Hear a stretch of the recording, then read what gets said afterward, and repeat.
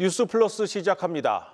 최악의 위기를 맞고 있는 국내 영화 산업에 지각 변동이 일어나고 있습니다. 업계 2위와 3위 롯데시네마와 메가박스가 전격적으로 합병을 결정했습니다. 이 위기 속에서 나온 고육지책이자 전략적 승부수입니다. 롯데와 메가박스가 합쳐 덩치를 키우면서 흔들리고 있는 업계 1위 CJ CGV와의 대결 구도에도 변화가 예상됩니다. 취재 기자 연결합니다. 이지호 기자, 자세한 내용 전해주시죠. 네, 롯데시네마와 메가박스를 운영하는 롯데컬처웍스와 메가박스 중앙이 합병합니다. 양사는 이날 합병을 위한 양해각서를 체결했습니다.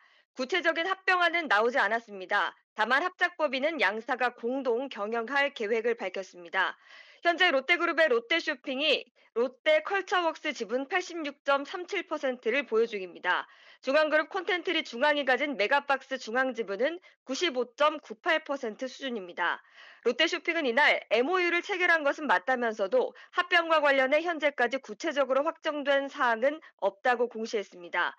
롯데컬처웍스의 주요 사업은 롯데시네마, 롯데엔터테인먼트, 샤롯데 시어터 등입니다. 메가박스 중앙 역시 메가박스 플러스 M 엔터테인먼트, 플레이타임 중앙 등의 사업을 진행 중입니다. 합병이 성사되면 영화업계의 최대 빅딜이라는 평가입니다. 영화관 사업에서는 업계 1위인 CGV의 대항마가 탄생합니다. 롯데시네마와 메가박스의 전국 스크린 수를 합치면 CGV를 능가합니다. CJ ENM과 함께 주요 배급사로 꼽히는 롯데엔터테인먼트와 플러스엠 엔터테인먼트 합병도 상당한 시너지가 예상됩니다. 최근 CJ CGV의 아성은 흔들리고 있습니다. 올해 1분기 영업이익은 전년 대비 29.5% 감소한 32억 원에 그쳤습니다. 수익성이 악화하자 올해 초 CGV 송파와 CGV 연수역 영업을 종료했고 희망퇴직을 단행한 바 있습니다. 롯데그룹과 중앙그룹은 이번 합병으로 영화 산업의 경쟁 구도를 완화할 것이라는 포부를 전했습니다. 지금까지 보도국에서 한국경제TV 이지우입니다. 지금 국회에서는 SK텔레콤 해킹 사태를 두고 청문회가 열리고 있습니다. 예상했던 대로 고객 해지 위약금 면제 여부를 두고 의원들의 집중 포화가 이어지고 있습니다. 유영상 SK텔레콤 대표는 위약금 면제 시 손실이 7조 원에 달할 것이라며 쉽지 않은 결정임을 암시했습니다. 취재 기자 연결해 자세히 들어보겠습니다. 장슬기 기자, 위약금 면제 여부 아직 결론이 나지 않은 거죠? 네, 그렇습니다. 오늘 열린 청문회에선 가입자들의 위약금 면제 여부에 대한 의원들의 질의가 이어졌는데요. SKT 측은 과학기술정보통신부의 유심 해킹 사건 관련 유권 해석이 나와야만 위약금 면제 여부를 논의할 수 있다는 입장입니다. 다만 위약금을 면제할 경우 손실 규모가 상당할 것으로 우려했습니다. 위약금만 있는 게 아니라 3년치 매출까지 고려한다면 수조 원, 한 7조 원 이상 손실이 예상됩니다. 현재까지 약 25만 명이 이탈했다면서 위약금을 면제할 경우 월 최대 500만 명이 이탈할 것으로 내다봤습니다. 통신사 약정 기간이 보통 3년인 것을 감안했을 때 위약금뿐만 아니라 3년간 매출에도 영향을 줄 수 있다는 설명입니다. 청문회에 참석한 유상임 과기부 장관도 위약금 면제와 관련해 사업자에게 심각한 피해가 될 수 있기 때문에 쉽게 결정할 사유는 아니라고 전했습니다. 네, 어제는 최태원 SK 회장이 대국민 사과에 나서기도 했는데 이후에 추가적인 대책이 나온 것은 없습니까? 네, 최 회장은 대국민 사과를 통해 정부보호혁신위원회를 설치하겠다고 밝힌 바 있습니다. 유 사장은 추가로 고객 신뢰회복위원회를 조속히 설치해 신뢰가 상실된 부분에 대해 조사하고 조치하겠다고 말했습니다. 위약금 문제도 포함하냐는 의원들의 질의엔 위원회에서 위약금 문제를 포함해 전체적인 고객 신뢰 회복 문제를 다루겠다고 답했습니다. 다만 유 사장은 고객 신뢰 회복 문제를 먼저 해결하겠다면서 보상 문제는 이후 별도로 하겠다는 방침을 재차 강조했습니다. 지금까지 국회에서 한국경제TV 장슬기입니다. 다음 소식입니다. 우리 경제가 저성장을 넘어서 제로 성장으로 추락할 것이란 암울한 전망이 나왔습니다. 잠재 성장률이 0%대로 추락하고 어떤 시나리오를 가정해도 역성장을 피할 수 없다는 국책연구기관 KDI의 진단이 나왔습니다. 세종 스튜디오 연결합니다. 박성환 기자, 우리 경제의 장기 전망 이렇게 어두운 이유가 뭡니까? 네, 가장 큰 이유는 고령화입니다. 우리나라의 생산 연령 인구는 2019년 정점을 찍은 뒤 급감하고 있죠. 반대로 고령 인구 올해 20%에서 2050년 2배로 늘어날 걸로 예상됩니다. 실제로 지난해 기준 60대 이상 인구 중 경제활동에 참가하는 사람은 절반이 안 되고요. 이들의 1인당 임금 역시 40, 50대에 비교하면 눈에 띄게 낮습니다. 이 영향으로 노동 투입이 경제 성장에 기여하는 몫은 2030년을 기점으로 마이너스가 될 거란 분석입니다. 앞으로 5년간의 잠재 성장률은 1.5%, 이후 10년간은 0.7%, 2040년대에는 0.1%까지 떨어질 거란 예상의 근거죠. 최악의 경우 2040년에 0.3%까지 내려갈 수도 있는데 긍정적으로 가정해도 하락세는 다가올 현실이란 판단입니다. 정규철 KDI 경제전망실장입니다. 우리가 가야 될 방향성을 제시하고 그에 대한 공감대가 있었습니다만 실제 그것이 정책에 적용되기에는 상당한 어려움이 있었습니다. 대표적으로 이제 기득권층을 우리가 충분히 설득할 수 있어야 되는데 그러지 못했던 점이 있습니다. 자, 인구 구조 변화라는 근본적인 문제에 낡은 경제 구조가 발목을 잡고 있습니다. 박 기자, 그렇다면 그나마 이 잠재 성장률이 내려가는 속도를 늦출 방법은 없습니까? 네. 첫째로 생산성을 높이는 방향으로의 경제 구조 개혁이 절실하다는 의견입니다. 근무 연차에 따라서 월급을 주는 딱딱한 임금 체계나 정규직에 대한 과보호 등의 노동시장 문제가 대표적이죠. 또 한 가지, 통화정책에 있어서는 고물가 위험에 대한 대처도 중요하지만 저물가 대응도 그에 못지않다는 주장인데요. 한국은행법상 물가 안정과 금융 안정을 함께 도모해야 한다는 조항 때문에 물가가 내렸는데도 금융 안정을 이유로 금리를 조정하지 못하는 맹점이 있다는 거죠. 우리 통화정책 자체에 저물가를 유발할 수 있는 구조적인 요인이 있으니 검토가 필요하다는 겁니다. 국민연금이나 기초연금 제도를 고쳐야 한다는 지적도 있습니다. 과거 생산 연령 인구가 많고 성장률이 높았을 때 만든 제도들이 더 이상 유효하지도 않고 지속 가능성도 없다는 뜻입니다. 무엇보다 2050년대에 이르면 GDP 대비 국가 채무 비율이 100%를 넘길 걸로 예상되는 상황에서 재정 적자를 늘리는 정책은 신중해야 된다는 조언입니다. 지금까지 세종 스튜디오에서 전해드렸습니다.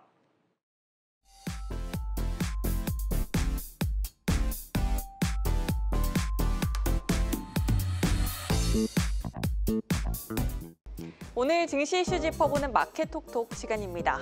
트럼프 행정부가 AI 반도체 수출 통제 규제 폐기를 할 계획이란 소식에 반도체주가 기대감으로 들썩인 하루였습니다. 다만 트럼프 행정부는 중국 등의 고성능 반도체 접근을 차단하고 미국 기업엔 피해를 주지 않는 방안으로 규제를 전면 개편할 방침인데요. 우리 기업에 또 다른 리스크가 나타날 가능성이 있다는 우려가 나오며 장 후반으로 갈수록 상승분을 반납하는 모습이었습니다. 미국 연방준비제도의 금리 인하 시기가 하반기로 밀릴 가능성이 높다는 것 또한 오늘 투심을 제안했습니다. 시장에선 이달까지 동결을, 내달부터는 금리 인하를 개시하지 않을까 하는 기대가 있었는데 연준이 예상보다 더 신중한 입장을 보이자 6월까지는 금리를 동결할 것이란 전망이 힘을 받고 있습니다. 오늘도 SK텔레콤에 대한 투자자들의 관심이 뜨거웠습니다. 앞서 보셨듯 유심칩 해킹 사태로 SK텔레콤에서 이탈한 사용자는 모두 26만여 명. 주가도 이번 사태를 반영해 이전보다 약 9% 정도 빠진 모습인데요. 한편 이 같은 상황에도 불구하고 개인 투자자들 저가 매수 시기로 인식하며 SK텔레콤을 연일 사들이고 있습니다. SKT가 해킹 피해를 인정한 지난달 23일부터 개인은 1,700억 원어치 주식을 순매수했습니다. 같은 기간 개인 투자자가 가장 많이 산 종목 3위를 기록하고 있습니다. 빚을 내서 투자하는 B2 매수세까지 몰리고 있습니다. 같은 기간 신용거래 융자 잔고 주수는 5만 4천여 주에서 현재는 26만여 주까지 5배 가까이 급증했습니다. 증권가에선 주가가 바닥을 찍었다는 인식에 더해 배당 매력이 부각돼 개인 투자자들의 매수세가 몰린 것으로 해석됩니다. 실제로 SK텔레콤의 배당 수익률은 해킹 사태 이전보다 0.6%포인트 이상 상승한 상태로 예상 배당 수익률이 약 7% 되는 주가 5만 500원 이하에서는 투자 매력이 있다는 분석도 제기되고 있는데요. 다만 이 같은 분석은 위약금 면제가 결정되기 전의 계산입니다. 오늘 청문회에서 보셨듯 수조 원의 손실을 가진 등하절 위약금 면제 결정이 나올 가능성도 있기 때문에 신중을 기해 투자해야 한다는 조언이 제기됩니다. 지금까지 마켓 톡톡이었습니다.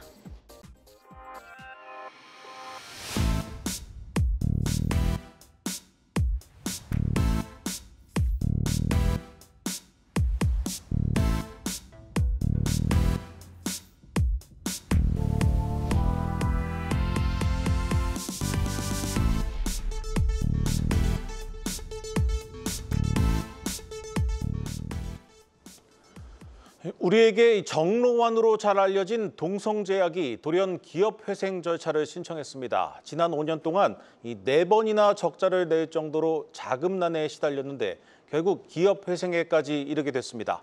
산업부 김수진 기자 나왔습니다. 김 기자, 이 동성제약 왜 이렇게 갑작스럽게 기업회생 신청에 나선 겁니까? 네, 그렇습니다. 어제 오후 동성제약이 법원에 회생 절차 개시를 신청했다는 게 알려지면서 주가도 하한가로 추락을 했습니다. 네. 한국거래소는 장마감 직전인 3시 19분에 조회 공시를 요구하면서 주식 거래를 정지를 했고요. 이후 동성제약은 공시를 통해서 이사회 결정에 따라 회생 절차 개시를 신청했다며 경영 정상화와 계속 기업으로서의 가치 보존을 신청 이유로 밝혔습니다. 동성제약이 그동안 기업회생에 들어갈 정도로 재무 상황이 안 좋았던 겁니까? 네, 최근 6년간 동성제약 영업이익을 보면 어느 정도 답이 나옵니다. 네. 지난 2019년부터 적자로 돌아섰고요. 지난해까지 흑자를 기록한 해는 2023년뿐입니다. 6년간 5번이나 적자를 기록한 겁니다. 매출 정체로 인한 수익성 악화, 그리고 단기 차입금 등 이자 비용 증가, 지나친 전환사채 발행 등이 주된 요인으로 꼽힙니다. 같은 기간 매출을 살펴보면 비슷한 수준에 머물렀는데 인플레이션으로 인한 원가 상승을 고려하면 수익성이 떨어진 것으로 해석이 됩니다. 특히 주력 제품 매출도 정체에서 벗어나지 못하고 있습니다.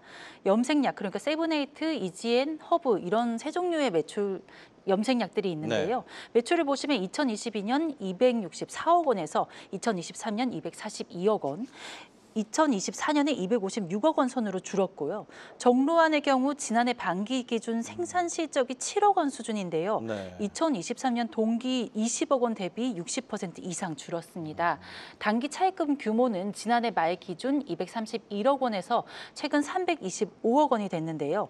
1년 이내 상환할 단기 차입금만 60억 원으로 현재 보유 중인 현금성 자산 27억 원보다 많습니다.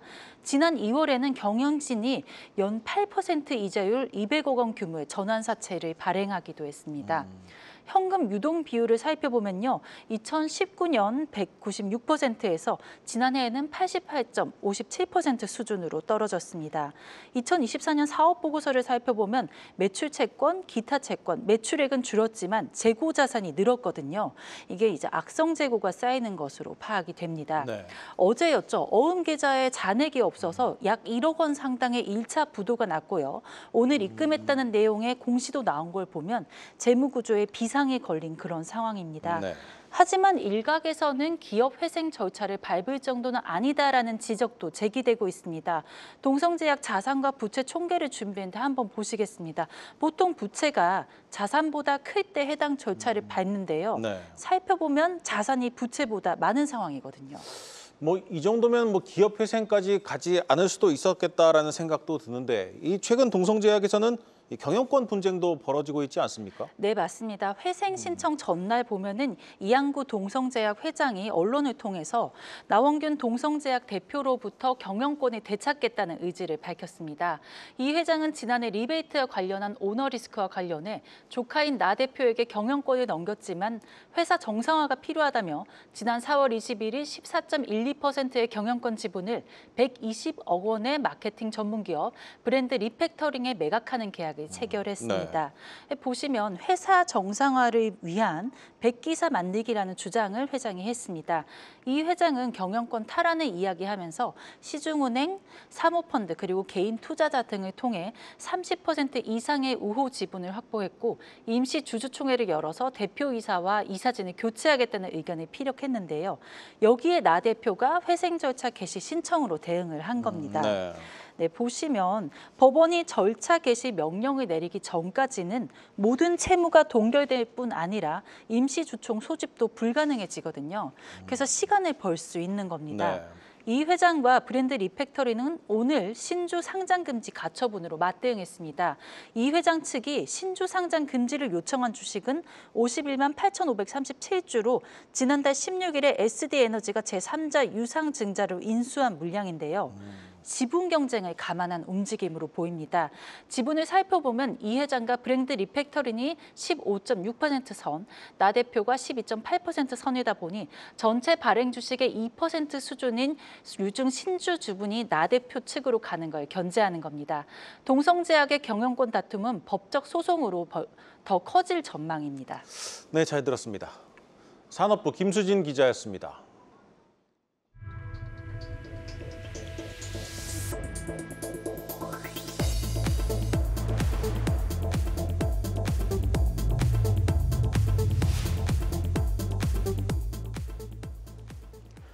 재건축으로 얻은 초과 이익의 일부를 국가가 환수하는 이 재건축 초과 이익 환수제를 두고 부동산 시장에 혼란이 커지고 있습니다.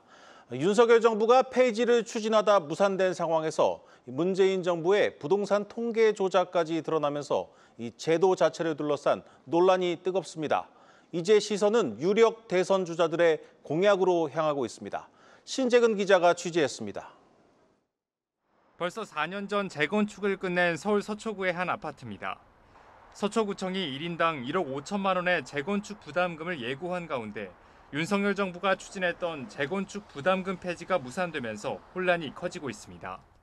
특히 최근 문재인 정부가 집값 통계를 왜곡했다는 감사원의 감사 결과까지 나오면서 주민들의 반발은 커지고 있습니다.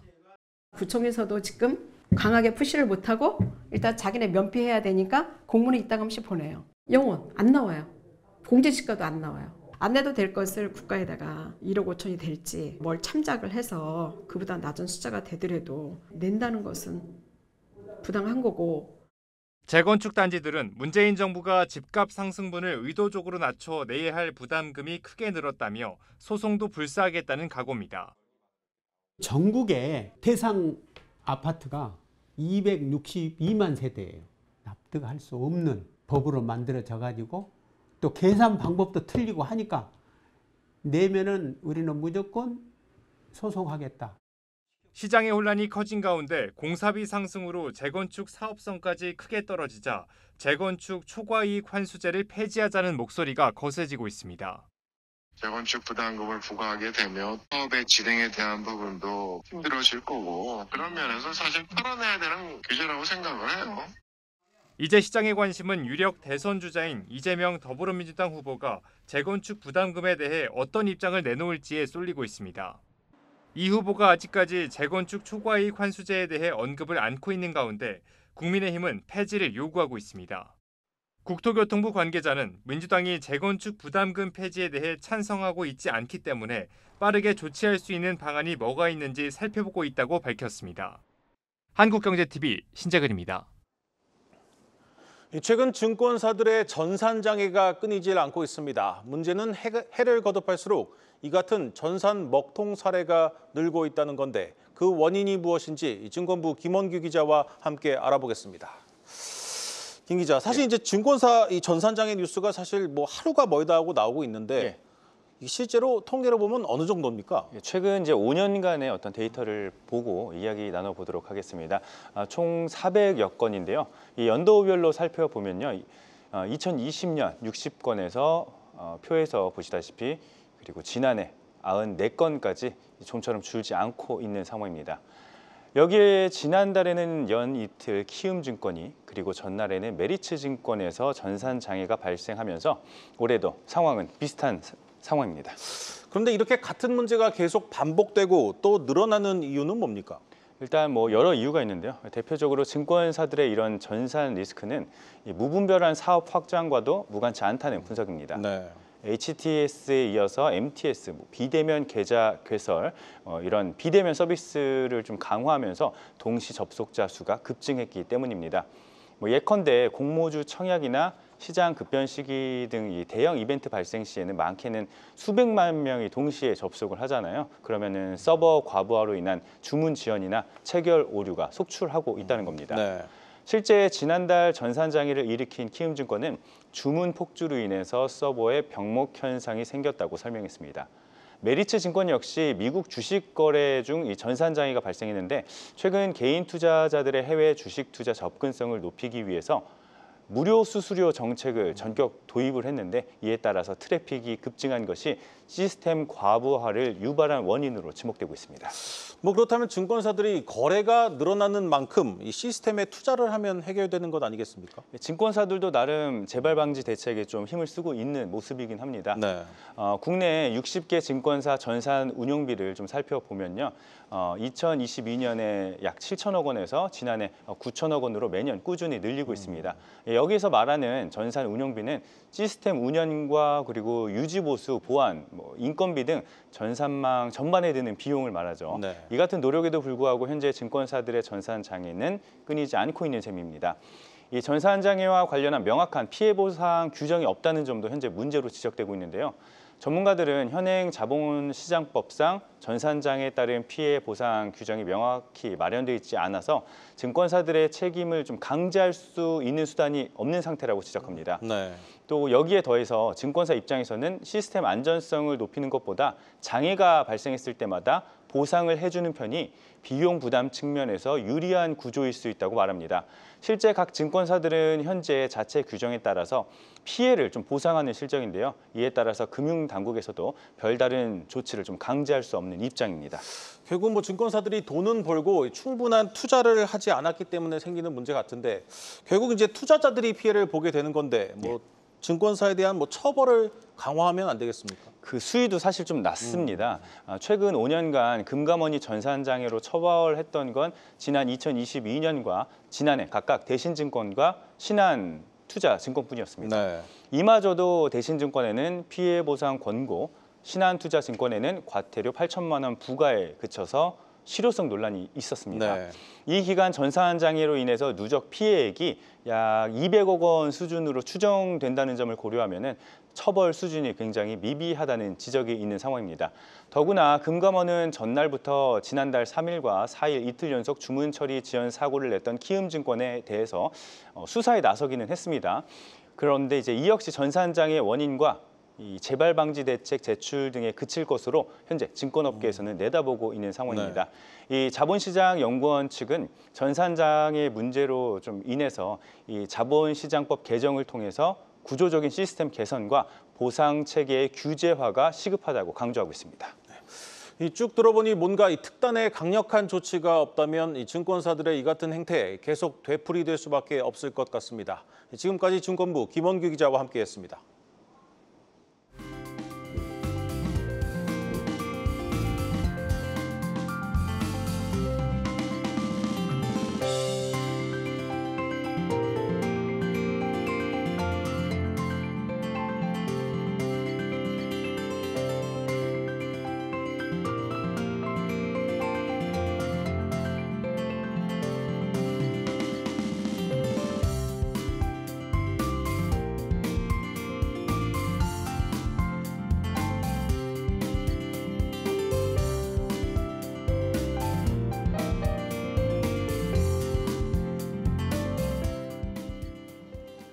오늘 준비한 뉴스 플러스는 여기까지입니다. 함께해 주신 여러분 고맙습니다.